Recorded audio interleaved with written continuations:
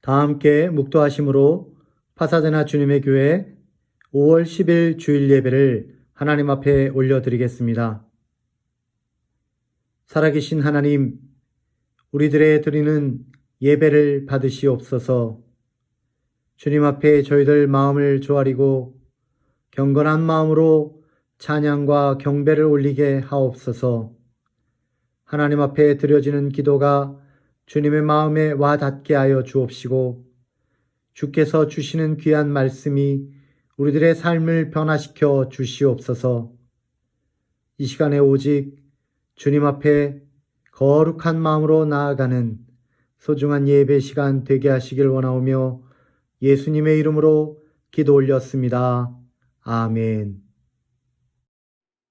다 같이 나는 예배자입니다. 찬양 올리겠습니다.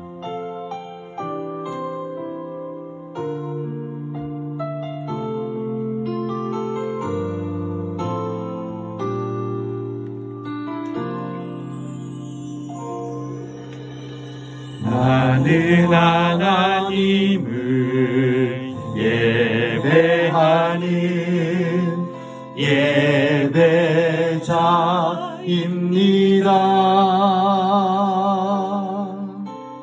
내가 서 있는 곳 어디서나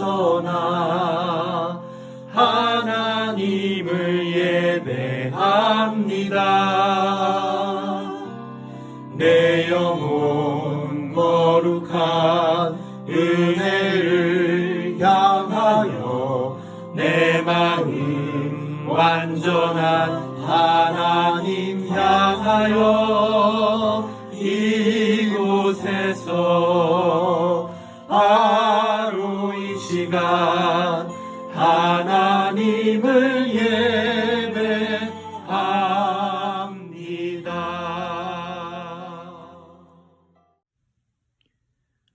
이 시간 교동문 57번 시편 130편을 저와 여러분이 한 목소리로 봉독하여 올리겠습니다. 여호와여, 내가 깊은 곳에서 주께 부르짖었나이다. 주여, 내 소리를 들으시며 나의 부르짖는 소리에 귀를 기울이소서. 여호와여, 주께서 죄악을 지켜보실진대 주여 누가 서리이까? 그러나 사유하심이 주께 있음은 주를 경외하게 하심이니이다.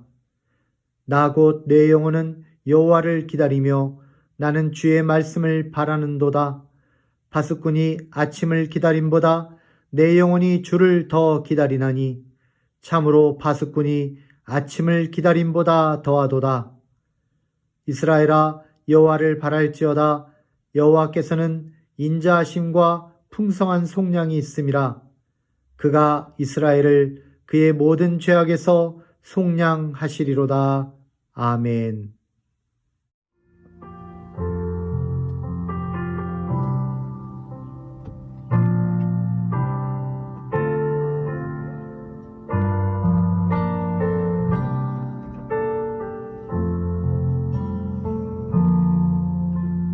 나 주님의 기쁨 내기 원하네.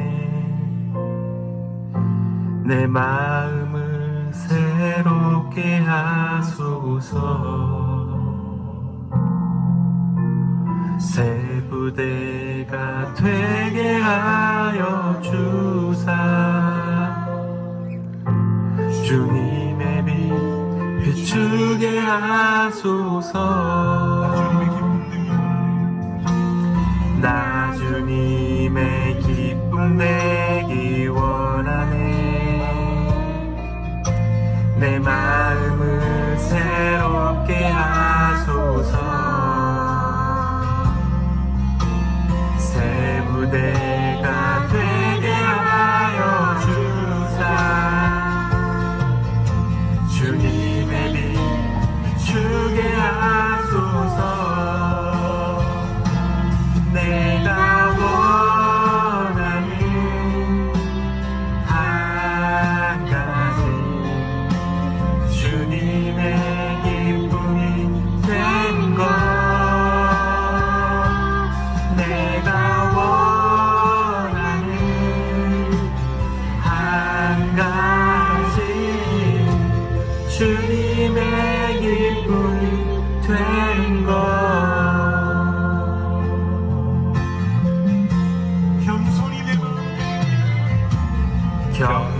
냅두니 내 맘들입니다.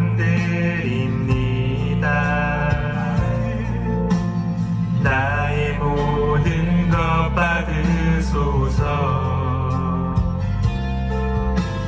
나의 맘 깨끗게 씻어주사 주의 길로 행하게 하소서. 냅두니 내 맘들입니다.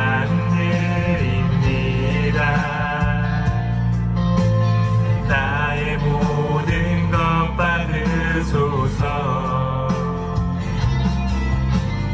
나의 맘 깨끗게 씻어주사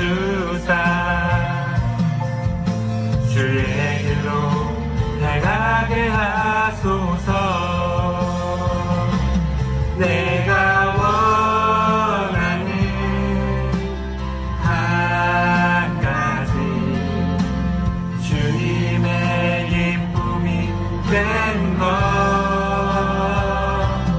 내가 원하는 한 가지 주님의 기쁨이 된 것. 내가 원하는 한 가지 주님의 기쁨이 된 것. 내가 원하는 한 가지 주님의 기쁨이 된 것.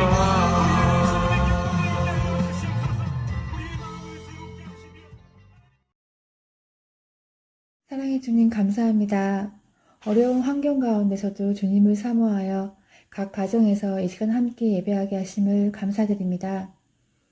뜻하지 않은 상황에 저희 몸이 갇혀 있고 영혼이 움츠러지면서 큐티하는 가운데도 가끔은 무너지고 온전히 주님 말씀에 집중하지 못하는 지금의 삶을 고백합니다. 주님, 그래서 주님께 더 의지하며 마음의 평강과 회복을 기도합니다. 같은 상황 속에서도 하나님의 자녀로서 다른 시선으로 세상을 바라보게 하시고 하나님의 권위 아래 순종하게 하시고 감사하는 자에게 주시는 복을 누리게 하옵소서. 또한 육체적으로 경제적으로 아프고 힘든 가정이 있다면 주님의 때와 방법으로 채워주시고 회복을 주셔서 답답한 현실에 주님의 해갈의 기쁨을 맛볼 수 있도록 주님 도와주시옵소서. 모두가 부족한 삶이지만 나보다 더 어려운 이웃이 있는지 내 주변을 살피고 그들을 위해 기도하고 따뜻함을 전해줄 수 있는 저희가 되길 바랍니다. 교회에서 예배하고 찬양하는 평범한 주일 일상이 너무나 그립고 소중한 요즘입니다. 건강한 모습으로 저희 성도들 다시 만나 목사님 주시는 말씀으로 또 다시 힘 얻고 저희 아이들이 주님의 교회 안에서 걱정 없이 뛰고 뒹굴며 찬양하는 그날이 빨리 오기를 주님 원하며 기도드립니다. 보이지 않지만 여전히 주님의 일을 하며 수고하는 손길들을 기억하여 주시고 목사님이 건강히 하루속히 완전히 회복하여 말씀 전하시는데 전혀 어려움이 없게 주님께서 돌봐주시길 기도드립니다. 절망이 회복으로 바뀌는 기적을 말씀과 기도로 찾게 하옵소서. 감사드리며 예수님 이름으로 기도드립니다. 아멘. 오늘 주시는 하나님 말씀은 요한복음 13장 12절에서 20절의 말씀입니다. 제목은 복음생명 52번째 시간으로 코로나 이후 행복의 길은 어디에? 라는 제목입니다.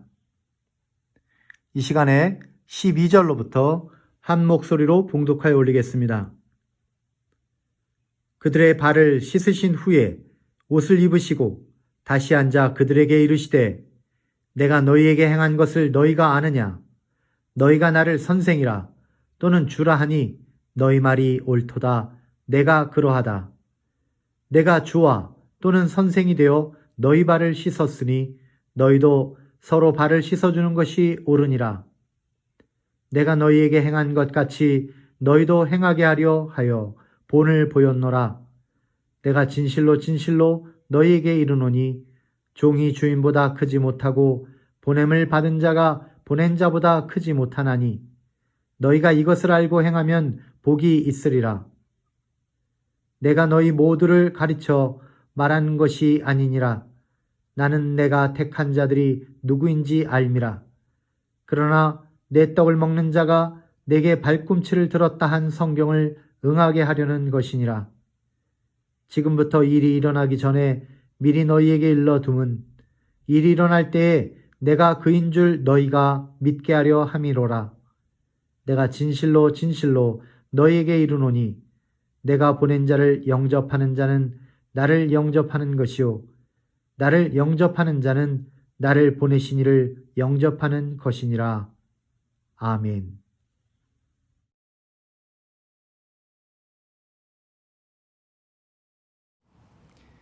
해피 마더스 데이. 오늘은 즐거운 어머니 주일입니다.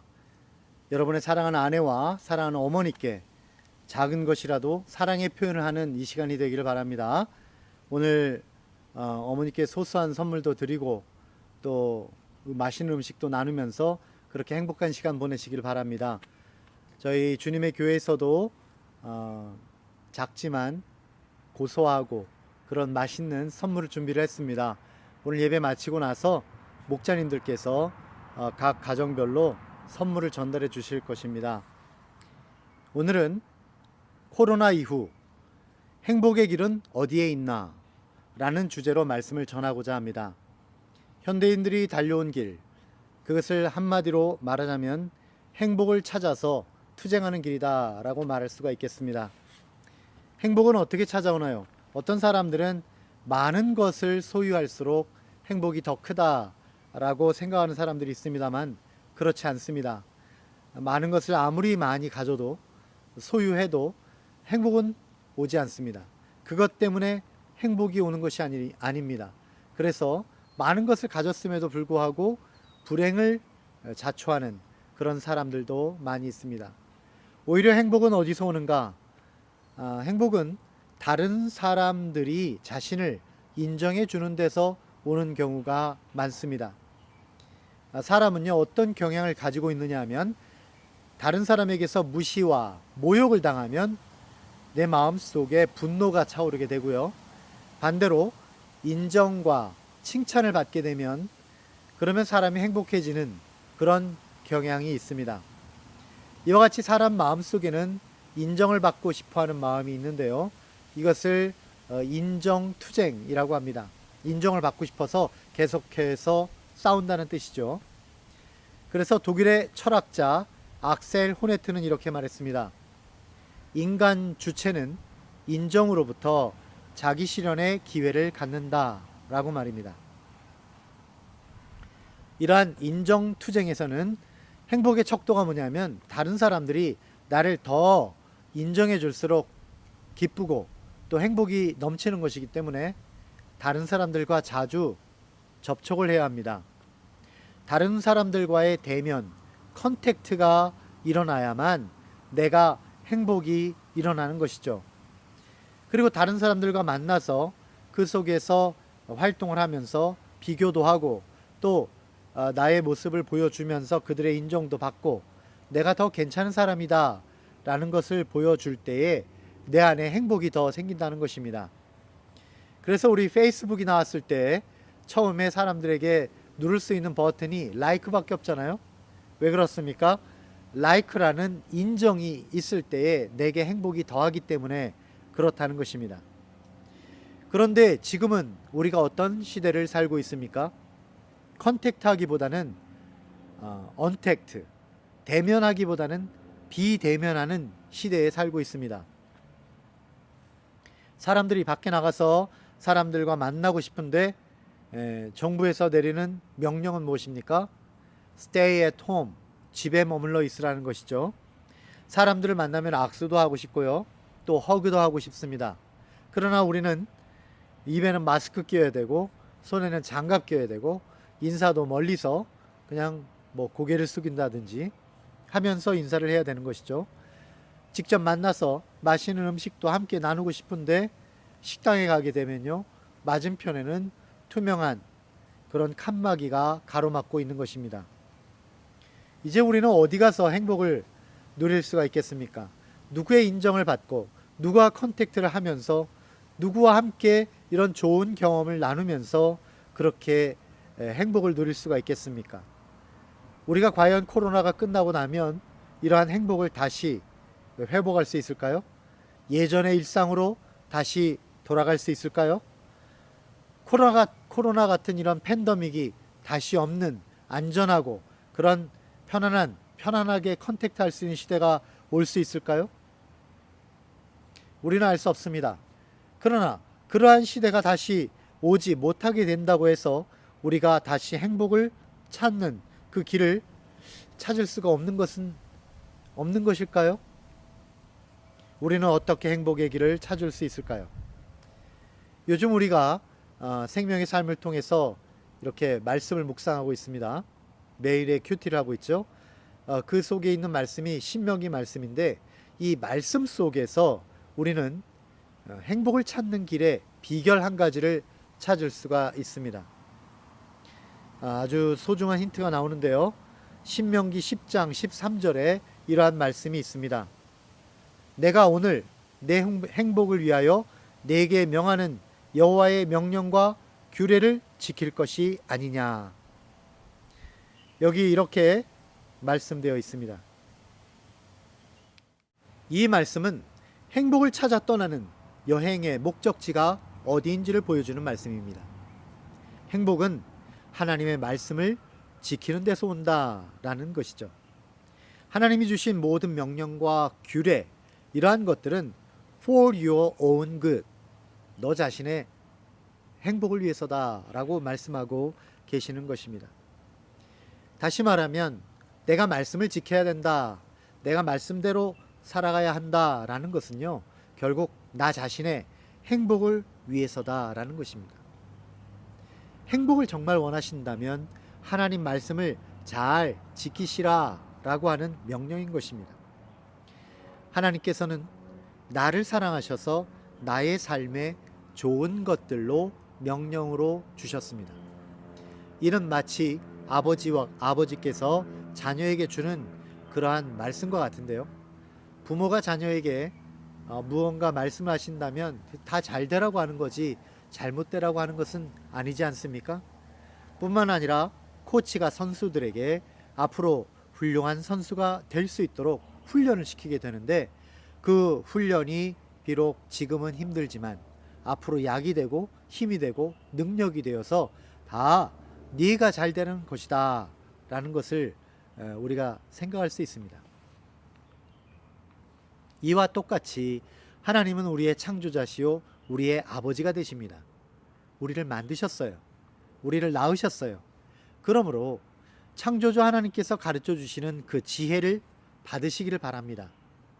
아버지께서 그 말씀을 주셨을 때 그 말씀을 따라 살려고 애를 쓰시기를 바랍니다.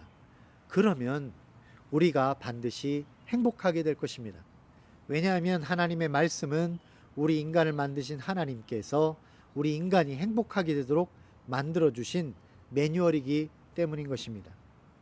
오늘 말씀은 하나님의 아들이신 우리 주 예수 그리스도께서 그렇게 행복으로 살아가는 지혜가 무엇인지 우리에게 가르쳐 주시는 장면입니다. 지금 제자들의 입장을 보면 현실적으로 지금 굉장히 어렵고 앞으로 험한 일들을 많이 겪게 되는 상황에 놓여 있습니다. 예수님께서 부활하시기는 하시지만 바로 앞에서 이제 죽음을 당하시게 되시죠. 그리고 또 부활하신 뒤에 승천하시게 됩니다. 그 말은 뭐냐면 제자들과 함께 더 이상 계시지 않는다는 뜻이에요. 참 어렵고 힘든 길들이 앞에 있습니다. 물론 다행히 성령 하나님께서 모든 제자들의 마음에 깃들이시는 거예요. 그래서 마음에 감동하심으로 이 제자들에게 말씀하신 예수님의 그 말씀을 기억나게 하십니다. 참 다행이고 좋은 일이죠. 그러나 지금 이 앞으로 겪게 되는 상황들은 참으로 제자들에게 있어서 너무나 힘든 상황입니다. 그러한 제자들에게 예수님께서 이제 앞으로 너희들이 행복하게 사는 길이 무엇인지 보여준다 라면서 하나의 그림을 그려주셨습니다. 그 그림이 바로 12절의 말씀입니다. 그들의 발을 씻으신 후에 옷을 입으시고 다시 앉아 그들에게 이르시되 내가 너희에게 행한 것을 너희가 아느냐. 이 그림은 바로 세족식입니다. 예수님은 주님이시면서 또 이들의 주인이시잖아요. 그러면서도 자신의 웃옷을 벗으시고 그리고 무릎을 꿇고 정말 종 중에서도 가장 낮고 천한 종처럼 그 제자들의 더러워진 그 발을 씻어주고 계시는 것입니다. 그러면서 우리의 창조자요 구원자이신 예수님께서 그 제자들에게 아주 중요한 교훈을 주신 것이죠. 그 교훈이 무엇입니까? 그 교훈의 내용들을 우리가 보면서 그리고 그 교훈을 통해서 우리가 어떻게 행복한 사람이 될 수 있는가라는 것을 살펴보도록 합니다. 우리가 행복을 찾는 길 두 가지가 있습니다. 그 두 가지가 무엇입니까? 첫 번째는 임무를 이룬 자에게는 보람이 있다라는 말입니다. 임무라고 하는 것은 미션이죠. 그 미션을 하나님께서 우리에게 주셨는데 그 미션을 이룬 사람은 보람을 느끼며 살게 된다. 그것이 행복이다라는 말씀입니다. 13절 말씀을 먼저 읽겠습니다. 너희가 나를 선생이라 또는 주라 하니 너희 말이 옳도다. 내가 그러하다. 주님은 우리의 주님이시고 또 우리의 선생님이십니다. 주님께서 오늘 이 말씀 속에서 아주 중요한 사실을 가르쳐 주셨죠. 그런데 이 내용들이 단순하게 명령으로 주어진 것이 아니라는 것입니다. 명령이라기보다는 오히려 아주 중요한 임무를 주셨다라고 볼 수 있는 것입니다. 이 명령이라는 말과 임무라는 말은 같은 뜻이면서도 또 다른 의미를 담고 있습니다. 군대의 예를 들면 아주 이해하기가 쉽습니다. 이 명령이라고 하는 것은 how to fight, 어떻게 싸울까를 가르쳐 주는 것이죠. 그러나 임무라고 하는 것은 what is the mission, 주어진 임무가 무엇인가라는 것을 말해주는 것입니다. 이 명령이라고 하는 것은 일일이 뒤쫓아 다니면서 how to fight, 이렇게 싸워라 저렇게 싸워라 계속해서 가르쳐 주는 것이고 지적하는 것이고 그것을 고쳐주는 것이죠. 그러나 임무라고 하는 것은 what is the mission, 임무가 뭐냐, 너의 할 일이 무엇이냐 하는 것을 준 다음에 그에게 그 일을 이루기 위해서 how to fight, 어떻게 싸울까 하는 것은 그에게 자율적으로 맡겨주는 것입니다. 다시 말하면 임무를 맡은 자는 그 임무를 이루기 위하여 그 나머지 모든 훈련과 준비를 통해서 그 임무를 이루기 위해서 자유롭게 최선을 다하여 추구해 나갈 수 있다는 뜻입니다. 이것을 구약과 신약으로 우리가 구분을 하자면 구약은 명령에 가깝고 신약은 임무에 가깝습니다. 구약에서는 시시콜콜 하나님께서 명령을 주신 내용이 있죠. 예를 들면 십계명과 율법은 명령이라고 할 수가 있습니다. 이것은 하면 되고 이것은 하면 안 된다. 이것을 일일이 지정을 해주신 것입니다. 이스라엘은 아직까지 영적으로 너무나 어리석고 어린아이입니다. 그래서 그들은 이 명령을 하나하나 지켜야 했습니다.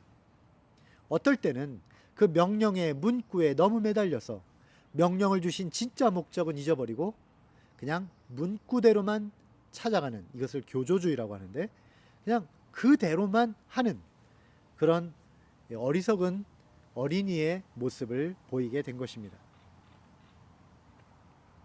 그런데 하나님의 아들이신 예수 그리스도께서 신약에서 우리에게 주신 이 명령은요, 임무라고 할 수가 있습니다. 온 율법과 선지자를 다 모아서 하나로 말하자면 이러한 임무를 이루는 것이다 라고 말씀하셨는데, 그것이 바로 마태복음 22장 37절에서 40절에 나오는 내용과 같이 하나님 사랑, 이웃 사랑, 곧 참된 사랑을 하는 것이 너희들의 임무다 라고 말씀하신 것입니다. 이 말씀은 명령이 아니라 임무입니다. 다시 말하면 우리가 영적으로 성숙한 사람들이라면 이제 우리가 살아가면서 살아가야 될 모든 삶의 목적이 하나님 사랑과 이웃 사랑이라고 하는 이 위대한 임무를 이루기 위한 것이다.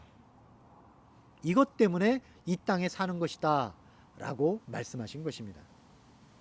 그러면 주님이 주신 그러한 임무를 하나의 그림으로 그리자면 무엇이 되겠습니까? 그것이 오늘 말씀 14절입니다. 내가 주와 또는 선생이 되어 너희 발을 씻었으니 너희도 서로 발을 씻어주는 것이 옳으니라. 그 임무는 무엇입니까? 예, 그렇습니다. 바로 14절에 나와 있는 그 말씀 그대로 서로 발을 씻어주는 것입니다. 실제로 발을 씻어줘라. 그러니까 사람들 쫓아다니면서 매일 발을 씻어줘라. 이런 명령이 아니라 우리가 이 땅을 살아가면서 목숨 걸고 지켜야 하는 우리의 임무를 말해주는 것입니다. 발을 씻는다는 것, 이것은 어떤 임무입니까? 우리는 하늘의 시민권을 가진 천국 백성이잖아요. 빌립보서 3장 20절에 나와 있는 것처럼 우리의 시민권은 하늘에 있는지라 Our citizenship is in heaven 라고 말한 것처럼 우리는 하늘의 시민권을 가지고 있는데 이 땅에 하나님의 대사로서 이 땅에 온 것이잖아요. 그렇다면 그들에게, 이 세상에 사는 사람들에게 하늘의 일을 말해야 되는 것이죠. 하늘의 법칙을 보여주어야 하는 것입니다. 그것은 바로 서로 발을 씻어주는, 서로 도와주는, 서로 불쌍히 여겨주는, 서로 섬겨주는, 서로 위하여 기도해주는 이러한 관계를 말하는 것입니다. 하나님께서는 우리들에게 그냥 쫓아다니면서 발 씻어줘라, 발 씻어줘라 이렇게 말씀하시는 것이 아니라 하늘의 이 중요한 임무를 너희들이 이루어야 한다. 이것이 바로 너희들이 이 땅을 살아가는 이유다 라고 말씀하신 것이죠. 그러나 한편 우리가 그렇게 서로 발을 씻어주는 것이 임무이기도 하지만 이 임무는 우리들에게 어떤 행복을 가져다 준다는 사실을 우리가 기억해야 합니다. 15절 말씀을 보십시오. 내가 너희에게 행한 것 같이 너희도 행하게 하려 하여 본을 보였노라. 우리가 이렇게 행하는 것은 다 주님이 본을 보여주신 그대로 행하는 것입니다. 다시 말하면 우리가 발을 씻어준다면 그 일은 곧 무엇이 되냐면 예수님이 행하신 일을 우리가 행한 것이 되는 것입니다. 다시 말하면 우리가 사랑하고 우리가 존경하고 우리가 따르고 싶고 우리가 너무나 사모하는 그 주님이 우리들에게 잘했다, 내가 하라는 대로, 내가 보여준 모습 그대로 잘했구나 라고 말씀하시는 것을 보면서 우리 마음속에 한 가지가 떠오르게 된다는 거예요. 그게 바로 뭐냐면 보람입니다. 보람이라고 하는 것은 만족을 줍니다. 아, 이래서 내가 살아가는 이유가 있구나. 아, 이래서 내가 이 일을 하니까 정말 너무나 좋구나, 기쁘구나 라는 마음이 들어가는 것이죠. 주님은 이 땅에 섬기러 오신 것입니다. 주님은 십자가 희생을 당하기 위해서 이 세상에 오신 것이죠. 그것을 마가복음 10장 45절에서 말씀하셨어요. 그런데 그렇게 말씀하시기 바로 직전에 우리들에게도 그와 동일한 일을 하라고 말씀하셨습니다. 그것이 바로 마가복음 10장 43절 44절의 말씀입니다.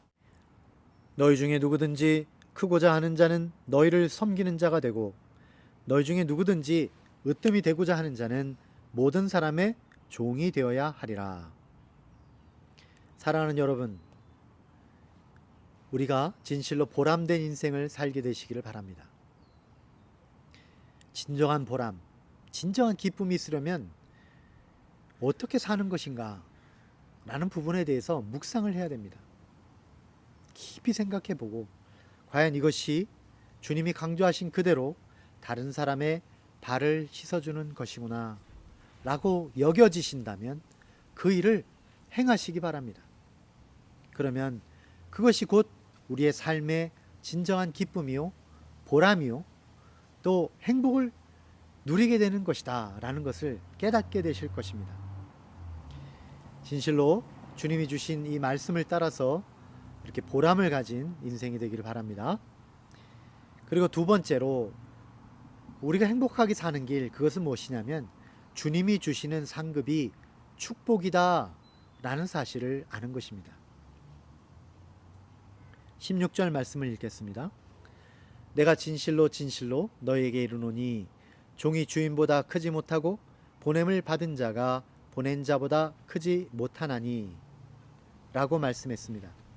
이 말씀이 강조하시는 것은 예수님이 바로 주님이시다 라는 뜻이에요. 발을 씻어주고 또 우리에게 미션을 주신 분, 그분이 누구냐? 하나님의 아들 우리 주 예수 그리스도시다 라는 사실을 보여주는 것입니다. 그런데 주님께서 이러한 위대한 명령, 위대한 임무를 주시면서 그 일을 행하면 상급이 있다고 말씀하십니다. 그 상급이 무엇이냐? 17절에 나와 있습니다. 17절, 너희가 이것을 알고 행하면 복이 있으리라. 네, 이렇게 알고 행하면 복이 있다. 예, 복이 있답니다. 한국 사람이 가장 받고 싶어하는 것, 그게 뭡니까? 그 한 글자, 복이잖아요. 복. 우리가 한국 사람들이 정말 복 받기를 너무 좋아합니다. 그래서 예전에 보면 뭐든지 복이라는 글자가 뭐 숟가락에도 있고 밥그릇에도 있고 밥상 위에도 있고 벽에도 붙어 있고 이렇게 복이라는 말이 너무나 많았습니다. 그런데 우리들이 착각했던 것이 하나 있습니다. 진짜 복이 뭘까라는 부분에 있어서 복이 무엇인지를 알지 못했어요. 우리는 더 많이 가지면, 더 소유하면 그것이 복이다 라고 생각을 했던 것입니다. 그런데 잘 생각해 보면 이 복이라고 하는 것, 이것은 소유에 있지 않습니다. 더 많이 가지고 있다고 해서 복이 있는 게 아니에요. 오히려 그 복을, 그 가지고 있는 것을 누리는 데서 복이 옵니다. 다시 말하면 복이란 소유가 아니라 누리는 것이다 라는 것이죠. 옛날 코미디언 서영춘 씨가 이런 말을 했습니다. 인천 앞바다에 사이다가 떴어도 고프 없으면 못 마십니다. 네, 이렇게 재미있는 어떤 라임을 가지고 노래하는 그런 게 있었는데, 이게 뭐냐면 지금 인천 앞바다에 사이다가 아무리 많이 있어도요, 컵이 있어야지 먹는다는 말이에요. 다시 말하면 아무리 많은 것을 가지고 있어도 그것을 누리는 것이 중요하다라는 말입니다. 그런데 진짜 누리는, 우리가 가진 것, 우리가 소유한 것을 누리는 가장 좋은 길이 뭐냐? 그것이 바로 자기 혼자 누리는 것이 아니라 여럿이 함께 누리는 것입니다.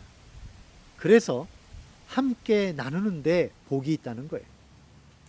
사람들의 발을 씻어주는 것, 이것은 함께 나누는 것입니다.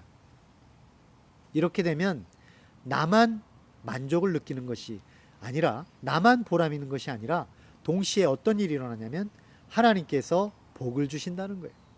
하나님의 칭찬이 있다는 거예요. 하나님의 인정이 있다는 것입니다. 그러므로 이 나눔의 행동, 섬기는 행동 속에는 하나님의 주시는 축복, 다시 말하면 상급이 있다라는 것입니다. 우리는 우리의 주인이신 예수님처럼 그렇게 서로의 발을 씻어주고 선한 행실을 하면서 이 세상을 살아갈 것입니다. 그리고 하나님의 인정과 칭찬을 들으면서 살기를 바랍니다. 그러면 그 축복의 시간들은 영원 속에서 기뻐하며 행복하며 감격의 눈물을 흘리는 그러한 아름다운 제목들이 될 것이죠. 그러나 이러한 아름다운 이야기 속에는 이어서 하나의 경고가 같이 들어갑니다. 이 경고는 바로 가롯 유다의 행실이었습니다. 18절 말씀입니다. 내가 너희 모두를 가리켜 말한 것이 아니니라. 나는 내가 택한 자들이 누구인지 알미라. 그러나 내 떡을 먹는 자가 내게 발꿈치를 들었다 한 성경을 응하게 하려는 것이니라. 예수님의 이 거룩한 말씀 속에 이어서 나오는 이 어두운 그림자, 이 어두운 그림자의 주인공은 누구입니까? 바로 가룟 유다입니다. 가룟 유다는 예수님의 떡을 먹은 자입니다. 예수님이 그 발을 씻어준 자요, 동시에 그 예수님의 사랑의 떡을 먹은 자입니다. 쉽게 말하면 예수님이 섬겨주신 자예요. 뿐만 아니라 예수님이 생명과 그 행복의 떡을 준 자예요. 그러나 그는 어떻게 행동했습니까? 그는 반역을 했다는 것입니다. 여기서 나오는 발꿈치를 들었다는 것은 겸손히 섬기는 지도자이신 주님을 공격했다는 뜻이 들어 있습니다. 예수님은 그 발을 소중하게, 그 더러워진 발을 씻어주셨는데 오히려 그 발로 발꿈치를 들고 예수님을 공격하는 반역의 칼을 들었다라는 뜻입니다. 여기서 저는 정말 쉽게 이해가 되지 않는 우리들의 마음속이 보입니다. 우리 인간은요, 너무 삐뚤어져도 마음이 너무 심하게 삐뚤어졌습니다. 상대방이 나에게 어떤 선대를 보여주어도, 어떤 좋은 일을 했어도 내 마음속에서는 어떤 반역하는 마음이 나온다는 것이 현실이라는 거예요. 그는 나에게 분명히 좋게 해줬는데 왜 나는 그에게 나쁘게 대하는 것일까요? 왜 그렇게밖에 대응하지 못하는 것일까요? 아무리 생각해봐도 인간은 너무나 악하다는 것입니다. 제가 곰곰이 생각을 해보니까 왜 사람은 좋은 그런 대우를 받았음에도 불구하고 나쁘게 대하는 걸까? 마음속에 그 한 가지가 있기 때문입니다. 그것은 바로 탐욕입니다. 탐욕이란 끊임없이 내가 더 갖겠다는 거예요. 상대방이 아무리 나에게 채워주어도 나는 더 갖겠다는 것입니다. 그래서 그 탐욕을 다 채워주지 않는 너는 내가 너를 치겠다, 내가 너를 때리겠다, 내가 너를 해치겠다라는 악한 마음이 우리 사람의 마음속에서는 그렇게 그런 악한 마음이 들어간다라는 것이죠. 그러나 사랑하는 여러분, 우리가 알아야 하는 것이 있습니다.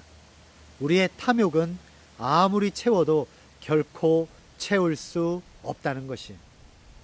우리의 탐욕을 채운다는 것은 밑 빠진 독에 물 붓기와 같습니다. 그러므로 탐욕을 채우려고 하는 사람, 이 사람은 반드시 멸망받을 수밖에 없는 것입니다. 이 가롯 유다처럼 말이죠. 그래서 예수님은 이렇게 말씀하십니다. 19절, 지금부터 일이 일어나기 전에 미리 너희에게 일러둠은 일이 일어날 때에 내가 그인 줄 너희로 믿게 하려 함이로라. 예수님은 미리 다 말씀을 하셨어요. 예수님의 말씀을 따르는 자는 어떻게 되고 그 말씀을 거역하는 자는 어떻게 된다, 미리 다 말씀을 해주셨습니다. 왜요? 예수님이 그 모든 것을 이미 다 알고 계시고 그 모든 것을 주관하시는 하나님이심을 보여주기 위해서였다는 것입니다. 주님께서 지금 발을 씻어주신 일과 또한 가롯 유다가 배신을 하게 되는 이 일을 다 이야기해 주신 것, 그리고 예수님은 십자가에서 죽으시고 또한 부활하실 것, 이 모든 것을 다 말씀해 주신 이유, 그것은 한마디로 제발 믿어라 라는 것입니다. 우리가 믿고 주님께서 제시하시는 생명의 길, 섬김의 길, 사랑의 길, 그리고 축복의 길로 가라. 주님은 이렇게 권면하시는 것이죠. 우리는 알게 됩니다. 모든 것은 다 진리의 말씀대로 될 것입니다. 하나님의 말씀대로 모든 것이 이루어질 것입니다. 하나님의 말씀은 마태복음 5장 18절에 말씀하시는 대로 진실로 너희에게 이르노니 천지가 없어지기 전에는 율법의 1.1획도 결코 없어지지 아니하고 다 이루리라. 주님이 주신 이 말씀 그대로 모든 말씀은 그대로 이루어질 것입니다. 그러므로 이제 결론을 말씀드립니다. 20절 말씀입니다. 내가 진실로 진실로 너에게 이르노니 내가 보낸 자를 영접하는 자는 나를 영접하는 것이요 나를 영접하는 자는 나를 보내신 이를 영접한 것이니라. 지금은 컨택트의 시대가 끝나고 언택트의 시대가 시작된 것처럼 보입니다. 그러나 다시 컨택트의 시대는 시작될 것입니다. 우리들의 관계가 새로운 컨택트로 이어지게 되는 것입니다. 어떻게 말입니까? 이전에는 우리가 혹시나 나의 이익을 위해서 사람을 만나거나 나의 자존심을 위해서 사람들에게 대한 일들이 있었더라도 이제부터 이루어지는 새로운 컨택트의 시대에는 상대방을 예수님처럼 대하는 것입니다. 그 상대방을 하나님처럼 대하는 것이에요. 그래야 우리가 진실로 그 사람의 어려운 점을 돌아보아주고 그 사람을 진실로 인격적으로 사랑하고 서로 발을 씻어주고 서로가 서로의 연약함을 보듬어 주면서 그 부족함을 덮어주고 불쌍히 여기고 그리고 진실한 사랑 가운데 서로가 서로의 발을 씻어주는 이 아름다운 사랑의 관계로 이어지게 되는 것입니다.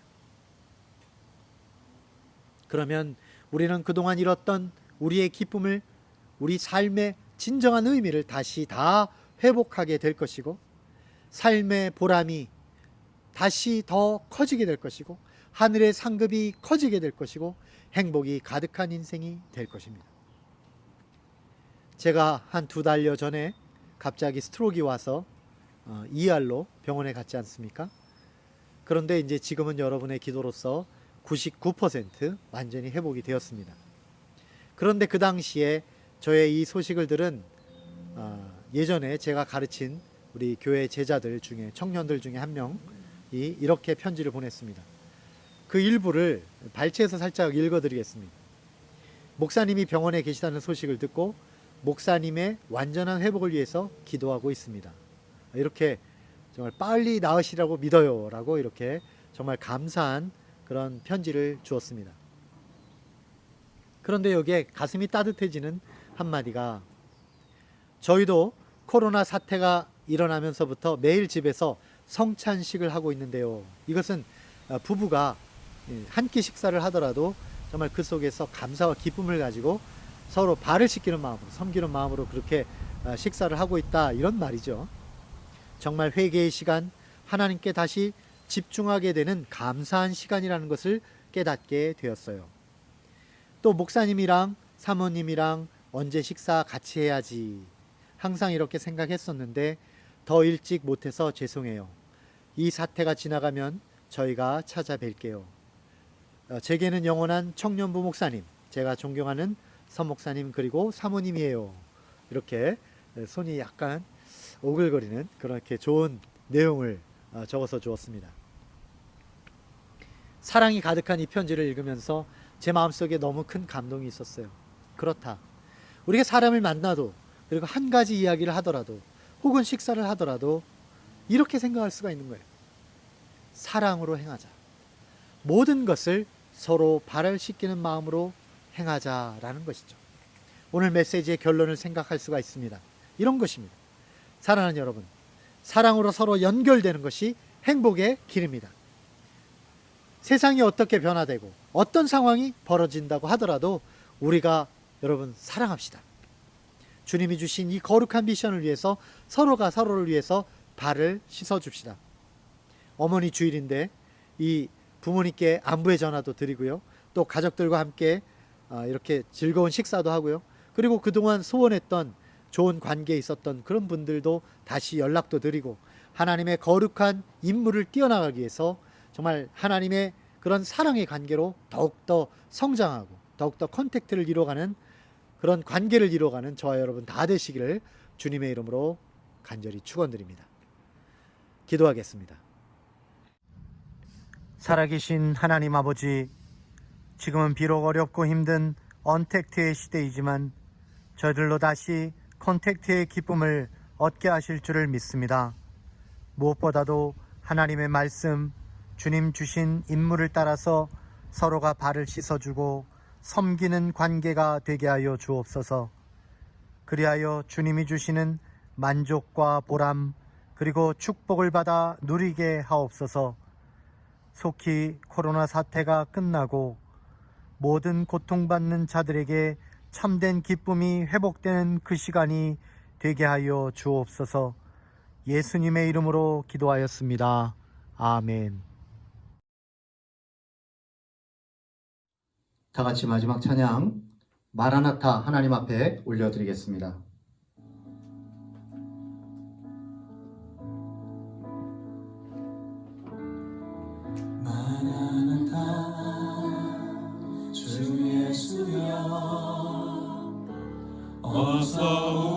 주옵소서.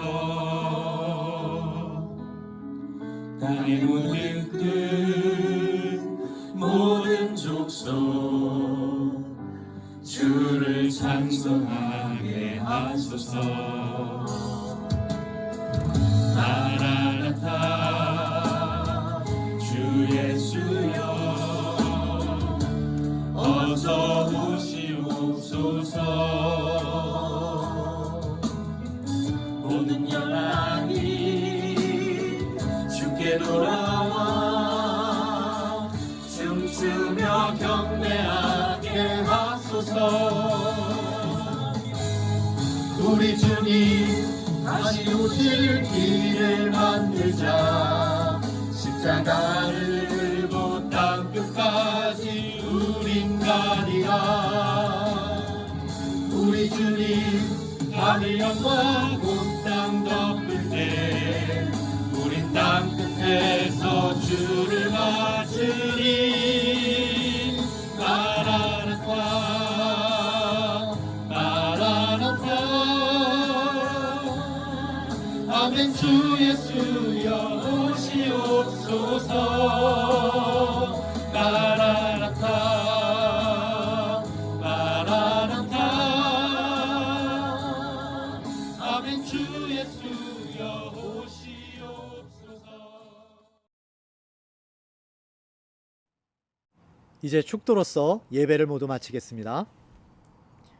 이제는 우리 주 예수 그리스도의 은혜와 하나님 아버지의 사랑하심과 성령님의 내주 역사 동행하심이 예수님처럼 서로 발을 씻어주며 그리하여 하늘의 상급을 받기를 원하는 사랑하는 주님에게 모든 성도들 머리 위에와 진실로 이 코로나를 모두 해결하고 하나님 안에서 기쁨과 행복의 간결을 이루어가기를 원하는 사랑하는 모든 성도들 머리 위에 이제로부터 영원토록 함께 하옵시기를 살아계신 예수님의 이름으로 간절히 축원하옵나이다.